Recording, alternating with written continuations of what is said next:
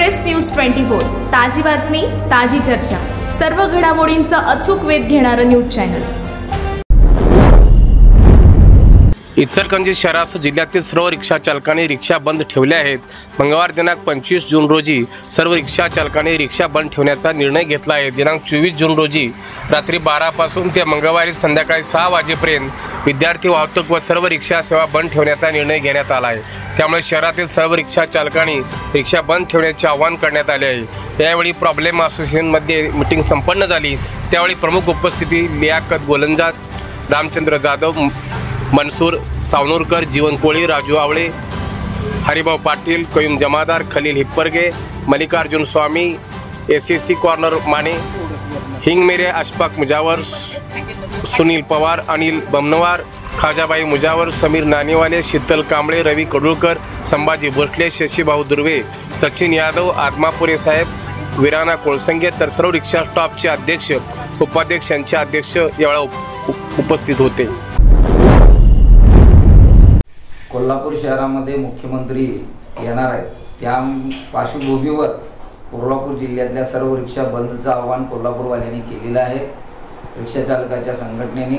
त्याच पार्श्वभूमीवर इचलकरंजी शहरामध्ये सुद्धा मंगळवारी बंद राहणार आहे।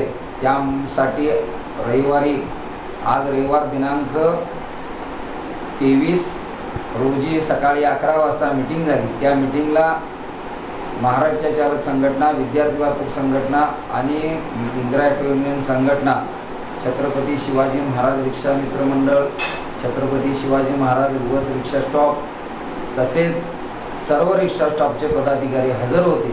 यामध्ये ठरवण्यात आलेलं आहे की सोमवारी रात्री 12 ते मंगळवारी सायंकाळी 6 वाजेपर्यंत इचलकरंजी शहरातल्या सर्व रिक्षा बंद राहतील, अशा पद्धतीचा निर्णय संघटनेने ठरवलेला आहे। याचबरोबर या ठिकाणी विद्यार्थी वाहतूक संघटना, रिक्षा चालक संघटना आहेत, त्या सर्व रिक्षा विद्यार्थ्यांच्या बंद राहणार आहेत। याचबरोबर टेम्पो असोसिएशनवाल्यांनी सुद्धा आम्हाला पाठिंबा व्यक्त केलेला आहे।